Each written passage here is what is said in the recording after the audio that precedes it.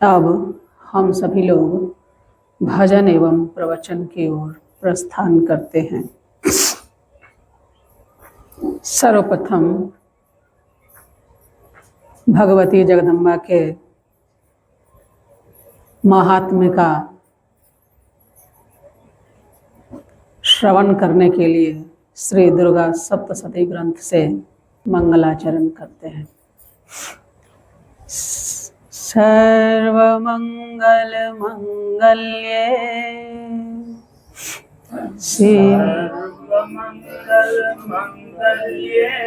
शिवे सर्वार्थ साधिके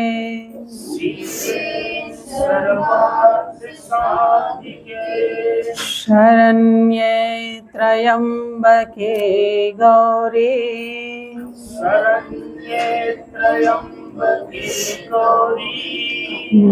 नारायणी नमोस्तुते।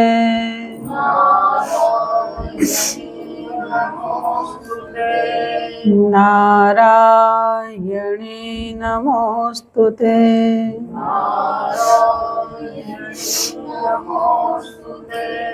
प्रेम से बोली जगदम्बा मैया की जय।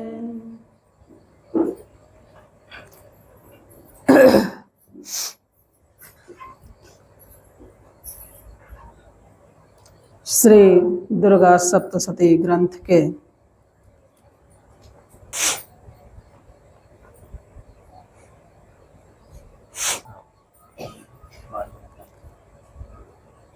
हम सभी लोग श्री दुर्गा सप्तशती ग्रंथ के द्वादश अर्थात 12वें अध्याय से भगवती के महात्म्य का श्रवण करते हैं। 12वें अध्याय में भगवती के जिस स्वरूप का वर्णन किया गया है, हम सभी लोग उसका ध्यान करते हुए भगवती का स्मरण करते हैं। कहते हैं, मैं 3 नेत्रों वाली दुर्गा देवी का ध्यान करता हूँ। उनकी श्री अंगों की प्रभा बिजली के समान है। वे सिंह के स्कंध पर बैठी हुई भयंकर प्रतीत होती हैं। हाथ में तलवार और ढाल लिए अनेक कन्याएं उनकी सेवा में खड़ी हैं। वे अपने हाथों में चक्र, गदा, तलवार, ढाल, बाण, धनुष, पाश और तर्जनी मुद्रा धारण किए हुए हैं। उनका स्वरूप अग्निमय है तथा वे माथे पर चंद्रमा का मुकुट धारण करती हैं। ऐसी जो भगवती हैं, इन्होंने देवताओं से कहा।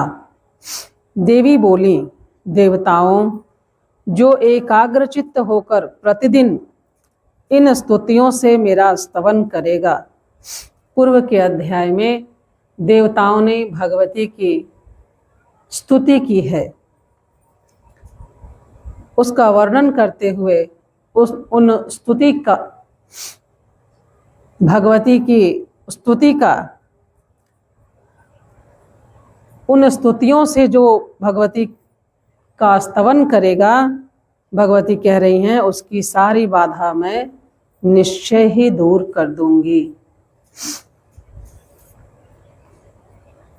हमेशा हम सभी लोगों के मन में यह प्रश्न होता है कि श्री दुर्गा सप्तशती ग्रंथ के पारायण का, पाठ का, उसके कथा श्रवण का लाभ क्या है, महत्व क्या है।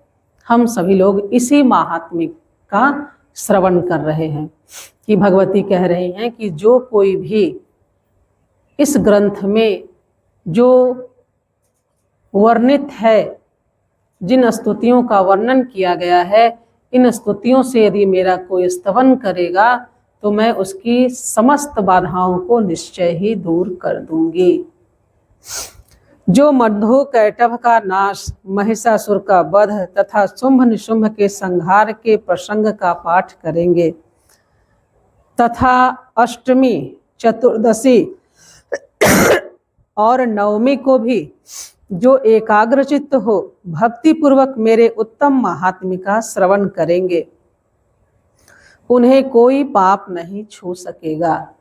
आज महाअष्टमी की तिथि है और हम सभी लोगों ने संपूर्ण दुर्गा सप्तशती ग्रंथ का पारायण किया, भगवती की स्तुति की, और इस प्रकार से इसका जो फल बताया जा रहा है वह यह है कि भगवती कह रही कि अष्टमी के दिन, चतुर्दशी के दिन अथवा नवमी तिथि के दिन जो कोई भी मेरे भक्ति पूर्वक मेरे इस महात्म्य का वर्णन करेगा, श्रवण करेगा, उन्हें कोई भी पाप नहीं छू सकेगा। पाप क्या होता है? दुख का कारण होता है, और दुख के कारण से हमारे जीवन में उन पाप के कारण से आपत्ति, विपत्तियों के रूप में दुख हमारे जीवन में आता है, जिसको कि हम पसंद नहीं करते।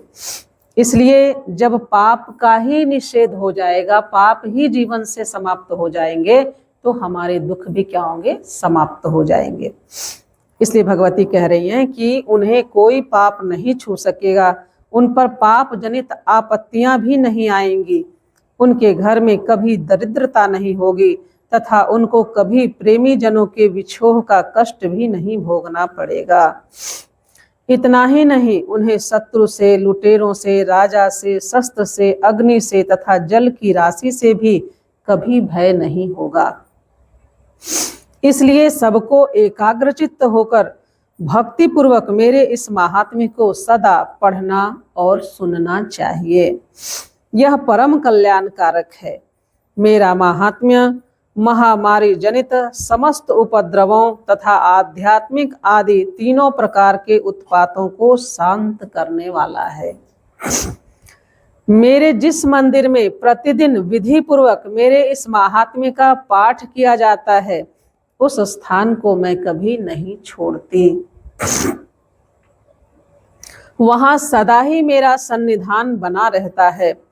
बलिदान, पूजा, होम तथा महोत्सव के अवसरों पर मेरे इस चरित्र का पूरा पूरा पाठ और श्रवण करना चाहिए।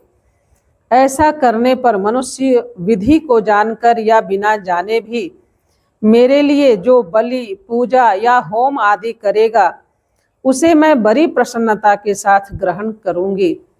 शरत काल में जो वार्षिक महापूजा की जाती है, जिसको आप क्या कहते हैं? शारदीय नवरात्र, जो अभी उपस्थित है। भगवती कहती हैं कि शरत काल में जो वार्षिक महापूजा की जाती है, उस अवसर पर जो मेरे इस महात्म्य को भक्ति पूर्वक सुनेगा, वह मनुष्य मेरे प्रसाद से सब बाधाओं से मुक्त तथा धन, धान्य एवं पुत्र से संपन्न होगा। इसमें तनिक भी संदेह नहीं है। मेरे इस महात्म्य, मेरे प्रादुर्भाव की सुंदर कथाएं तथा युद्ध में किए हुए मेरे पराक्रम सुनने से मनुष्य निर्भय हो जाता है।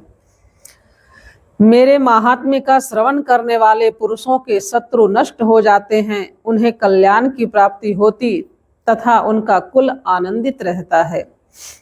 सर्वत्र शांति कर्म में बुरे स्वप्न दिखाई देने पर तथा ग्रह जनित भयंकर पीड़ा उपस्थित होने पर मेरा महात्म्य श्रवण करना चाहिए। इससे सब विघ्न तथा भयंकर ग्रह पीड़ाएं शांत हो जाती हैं और मनुष्यों द्वारा देखा हुआ दुस्वप्न शुभ स्वप्न में परिवर्तित हो जाता है। बालक ग्रहों से आक्रांत हुए बालकों के लिए यह महात्म्य शांति कारक है तथा मनुष्यों के संगठन में फूट होने पर यह अच्छी प्रकार मित्रता कराने वाला होता है। यह महात्म्य समस्त दुराचारियों के बल का नाश कराने वाला है। इसके पाठ मात्र से राक्षसों, भूतों और पिशाचों का नाश हो जाता है। मेरा यह सब महात्म्य मेरे सामीप्य की प्राप्ति कराने वाला है। पशु, पुष्प, अर्घ्य, धूप, दीप, गंध तथा आदि उत्तम सामग्रियों द्वारा पूजन करने से, ब्राह्मणों को भोजन कराने से, होम करने से, प्रतिदिन अभिषेक करने से, नाना प्रकार के अन्य भोगों का अर्पण करने से तथा दान देने आदि से 1 वर्ष तक जो मेरी आराधना की जाती है और उससे मुझे जितनी प्रसन्नता होती है उतनी प्रसन्नता मेरे इस उत्तम चरित्र का एक बार श्रवण करने मात्र से हो जाती है। यह महात्म्य श्रवण करने पर पापों को हर लेता और आरोग्य प्रदान करता है। मेरे प्रादुर्भाव का कीर्तन समस्त भूतों से रक्षा करता है तथा मेरा युद्ध विषयक चरित्र दुष्ट दैत्यों का संहार करने वाला है। इसके श्रवण करने पर मनुष्यों को शत्रु का भय नहीं रहता। देवताओं, तुमने और ब्रह्मर्षियों ने जो मेरी स्तुतियां की हैं तथा ब्रह्मा जी ने जो स्तुतियां की हैं वे सभी कल्याणमयी बुद्धि प्रदान करती हैं।